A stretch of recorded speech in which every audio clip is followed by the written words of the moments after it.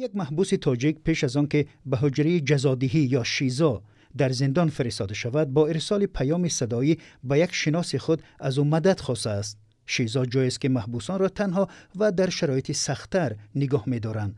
شخصیت محبوس و با کدام عیب زندانی شدنی او در اختیار تلویزیون ناستایشی وریم یک بخش رادیوی آزادی است، اما به دلیل‌های امنیتی فاش نمی‌شود. در پیام صدایی محبوس از فشارهای بی آخر ماموریت مؤسسه اصلاحی نقل کرده است.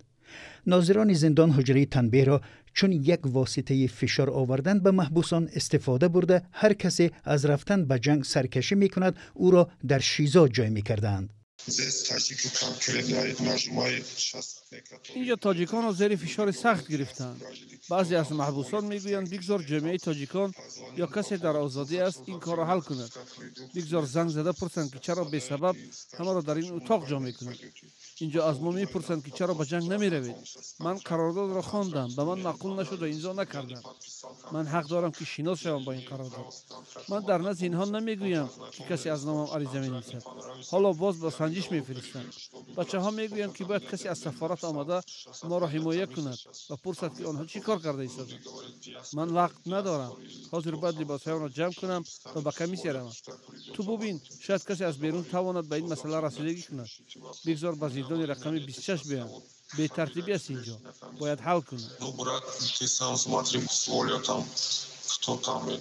این صحبتی محبوس به دست حامی حقوق تاجیک کریم جان یاروف رسیده است. وی میگوید صاحب صدا را شناخته است و همدیهش می باشد. من صدای موجی را شناختم. وی از دهه من است. وقتی درباره خودش معلومات داد باز باور حاصل کردم که این همان آدم است. من میدونم که او برای چی زندانی شده است. تا جای میدونم این آدم‌ها در زندان دیگر بودند و برایم عجیب بود که آنها در آنجا پیدا شدند. این به آن معنی است که این کار هدفمندانه صورت میگیرد تا آنها را به جنگ فرستند. به من نقل کردند که این همدیه مرا بار سوم است که به شیزا میفرستند. حالا او باز در شیزا است. به هر بهانه ناچیز مجبور میکنند که به جنگ رود. وی گفته است اول با قرارداد شناس میشود. وقتی دید امضا نکرد. اکنون زیر فشار میخواهند این کارو کنند. مؤسسه اصلاحی رقم 26 در ولگوگراد با تحقیر و شکنجه محبوسان معروف است، اما معمولترین اصول شکنجه در این زندان به شیزا یا اتاق جزادی فرستادن محبوسان است. گفت که به آنها فشار می‌آورند. به آنها احتمال توسط فعالانی که با مأموریت همکاری دارند فشار می‌آورند. با بهانه ناچیز جزا می‌دهند. من با شخصی صحبت کردم که یک وقت با او در زندان بود. وی نقل کرد که در شیزا در یک روز یک بار خوراک می‌دهند و یک ساعت به بیرون می‌برند.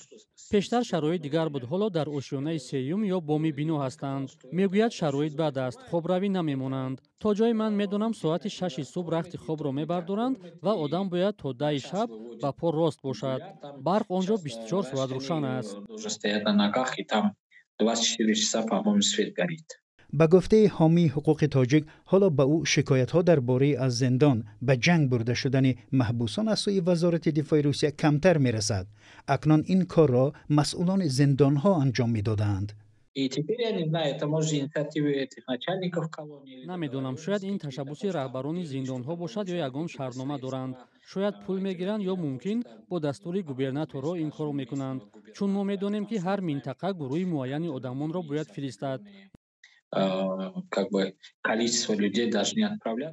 تعداد دقیق زادگان یا شهروندان تاجیکستان که به جنگ اوکراین جلب شدند معلوم نیست.